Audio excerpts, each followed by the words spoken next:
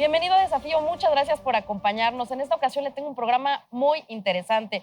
Usted sabe que a nivel mundial, bueno, es muy difícil publicar y escribir libros porque cada vez hay menos lectores en nuestro país y en el mundo. Y en este caso, pues tenemos la historia de una escritora que ha destacado, que empezó de manera independiente y que se logró, pues bueno, posicionar en uno de los lugares pues mejores en el mundo para los escritores, logró ser bestseller y bueno, nos trae su historia en esta ocasión. Mónica Soto y Casa, bienvenida. Gracias, Clau. Me encanta estar aquí contigo y sobre todo con la gente que te ve para contar esta historia que a mí me parece padrísima.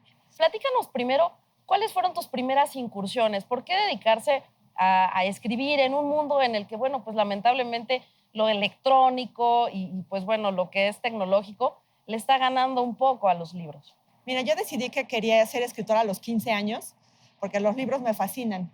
Entonces, como empecé tan chiquita, te estoy hablando hace 25 años, entonces pues todavía no existía tanta tecnología y pues no estaba yo muy consciente de lo que estaba haciendo porque pues no conocía el mundo editorial, yo ya sabía muy bien lo que quería. Entonces, por esa pasión por los libros y esa pasión por contar historias, fue que dije, yo voy a ser escritora. ¿Qué Entonces, libro te fue cautivó? así. Digo, para empezar eso, porque todos tenemos un libro favorito en la vida, Sí, que en mi caso es Los Pilares de la Tierra, que aprovecho para recomendárselos muchísimo, de Ken Follett, y que es un libro que recurrentemente leo a través de mi vida, ¿no? ¿Cuál fue ese libro que te marcó y que hizo que decidieras dedicarte a esto? el mío fue El corazón de piedra verde de Salvador de Madariaga. Me encanta la época de la conquista, me encanta la época prehispánica, entonces una historia de la conquista me pareció increíble. Yo veía la televisión todos los días y a partir de ese libro no volví a ver la televisión jamás en mi vida. Ese fue el que me convirtió en lectora para toda mi vida.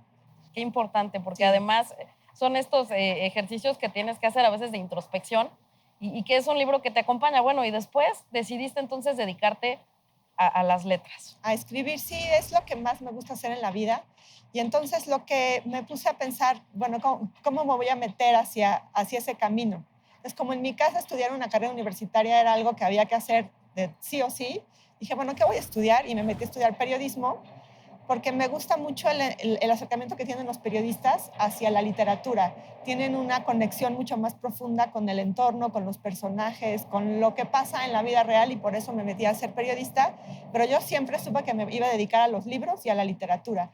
Aún no sabía que iba a terminar como independiente, pero tenía varias nociones de que eso iba a suceder.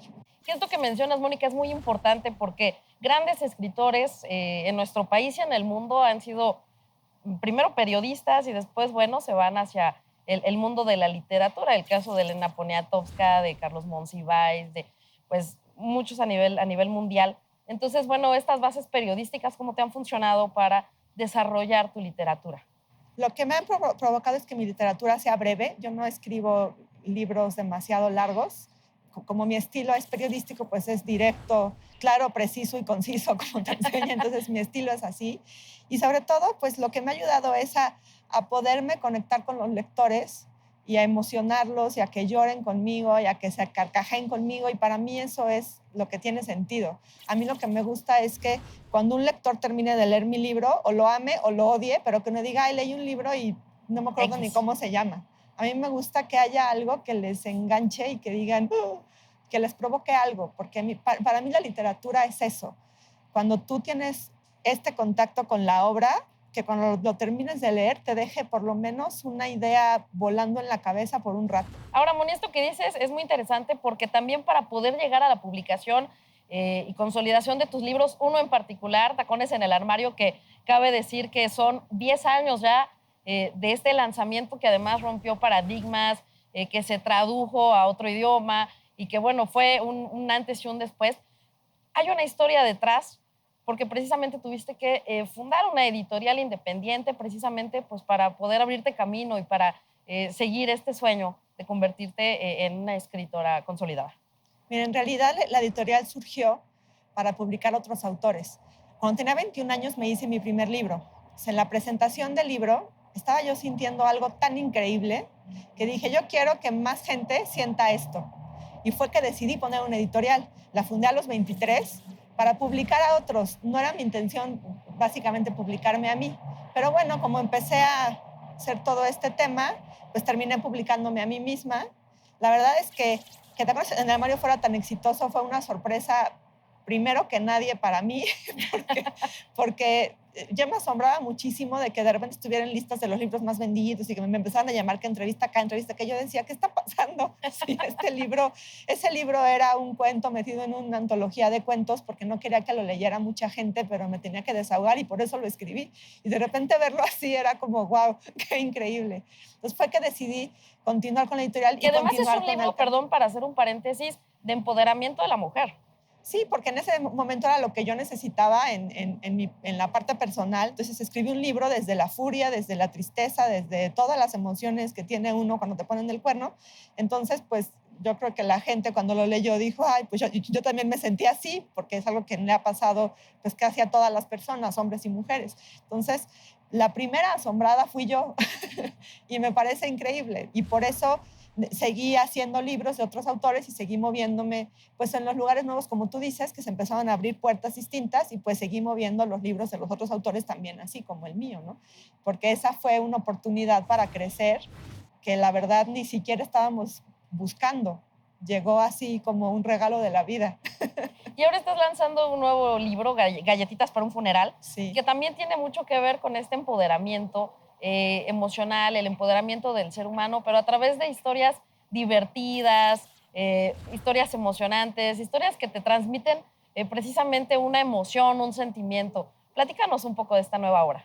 Mira, a mí me gusta agarrar los temas complicados y difíciles, revolcarlos y hacerlos comedia, que la gente se ría con una infidelidad, con un mujeriego. Entonces, Galletas para un funeral es la historia de un mujeriego que es muy encantador, pero contada a través de las mujeres que estuvieron con él. Entonces, son 35 voces distintas. El personaje principal y su esposa nunca hablan por sí mismos. Todas las demás son quienes hablan de ellos. Es como un chisme. Y me gustó hacerlo así porque cuando nos vayamos a la tumba, quienes van a hablar de nosotros van a ser las personas que nos conocieron, las personas que nos amaron, que nos odiaron, a quienes les caímos bien o mal, para quienes fuimos importantes de alguna manera. Entonces quise hacer ese libro así, con todos los dichos y placeres y perversiones que compartieron esas mujeres con una sola persona. Y pues ahí también te das cuenta que la vida es una vida de percepciones, porque cada quien habla de cómo le ve en la feria y pues si tú te portaste buena onda conmigo, yo diré Clau es fantástica y si no diré Clau no me cae bien por X o Y. Entonces sí, quise jugar mucho con eso. Entonces ese libro se trata de eso. Entonces quise mostrar las diferentes maneras que tenemos de amar las mujeres, de relacionarnos con los hombres, de relacionarnos con otras mujeres y pues terminó siendo una comedia que pues que es muy divertida y que busca eso, que la gente le quite un poco el peso, como en Tacones en el Armario, que le quite un poco el peso en Tacones a la infidelidad y en Galletas a los mujeriegos, que tampoco son tan importantes como para que tantas mujeres anden tras de ellos, ¿no? Claro. Ahora, te hemos visto en muchas ferias de libro, te vimos en la FIL, en el Zócalo, en el Palacio de Minería, y muchas veces uno como lector se pregunta, bueno, ¿cuáles son los hábitos de escritura de mi autor favorito? ¿Qué nos cuentas? ¿Cómo escribes? Platícanos, porque nosotros tenemos la parte de la lectura, pero platícanos un poquito de dónde escribes, a qué hora, cuáles son estos hábitos que tienes para regalarnos estas historias tan emocionantes. Mira, mis hábitos de lectura son deshábitos. Escribo donde se puede, en el tráfico, de repente cuando viene la historia estoy haciendo la comida y me pongo a escribir en la computadora junto a la estufa. Por ejemplo, Galletas para un funeral lo escribí, lo empecé a escribir en mi cabeza hace 10 años, ya son 11 años, y de repente un día tenía la idea, la intenté hacer varias veces y de repente un día en un viaje me puse a escribir, entonces escribí 10 días seguidos sin parar, como si enajenada así, como si no existiera nada más. Entonces de repente la historia te exige que la escribas ya y de repente sí me siento y digo, hoy voy a escribir un poema que hable de esto. Entonces me pongo a recordar y a escribir. O voy a escribir un cuento que tenga este tema. Entonces me pongo a escribir el cuento de ese tema. Pero eso ya son como dos formas muy distintas. Una es cuando viene la inspiración y tienes que hacerlo, porque si no la idea se te va y vuela hacia otro escritor. O cuando te sientas y dices, voy a escribir hoy 2 horas y me voy a dedicar solamente a esto. Yo no tengo mucho tiempo para escribir. Me gusta, tengo 2 hijos y me encanta ser su mamá, entonces soy mamá de tiempo completo. Intercalo y como puedo lo hago. Entonces escribo en realidad, pues cuando me pongo la determinación de hacerlo. A lo mejor debería decir, voy a escribir todos los días de 8 a 10, pero siento que dejaría de ser yo, que dejaría de ser mi estilo, que también ese desenfado pues también tiene mucho que ver con esa forma desenfadada de dedicarme a lo que me dedico. Digo, me dedico solamente a escribir, pero me gusta hacerlo así. Me gusta que de repente el caos se note un poquito en lo que hago o el orden se note un poquito en lo que hago. Claro. Ahora, tú tienes un estilo muy característico y un mensaje recurrente en tus libros, precisamente es el empoderamiento de la mujer, un poco el feminismo, el valorarnos a nosotras mismas. ¿Qué mensaje le mandas a tus lectoras en un México en el que, bueno, vivimos, pues, a lo mejor una violencia social, una violencia política?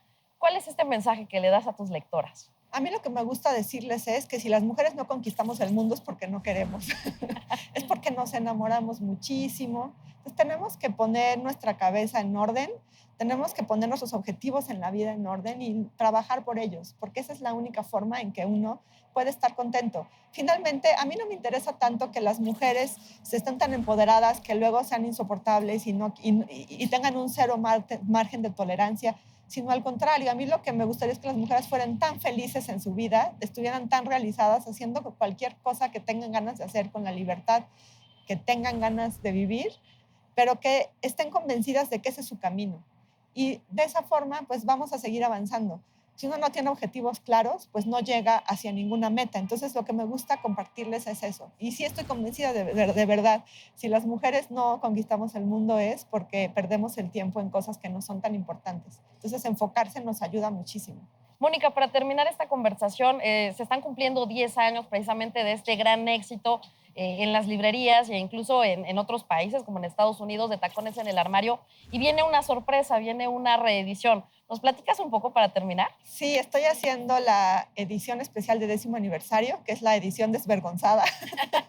Le puse algunas escenas que le había quitado originalmente y pues ya reeditándolo, pues le escribí una que otra nueva. Entonces pues está más divertido, está sobre todo más, no sé si decir picosito, porque suena como como si tuviera yo 80 años, pero está un poco más atrevido que la versión anterior. Cuando la publiqué la vez anterior le quité varias cosas por pudor, pero ahorita que ya no tengo ese pudor ya las vuelvo a poner, entonces... Vamos a ver a una escritora mucho más madura, mucho más atrevida Sí. y además, pues con esta credibilidad que ya te dio tu trabajo de tantos años. Pues sí, la verdad es que ya no tengo prácticamente censura, entonces eso se va a notar en ese libro y estoy también terminando otra novela que se llama Las mujeres de mis orgasmos, que también está pronto a salir para la Feria de Minería.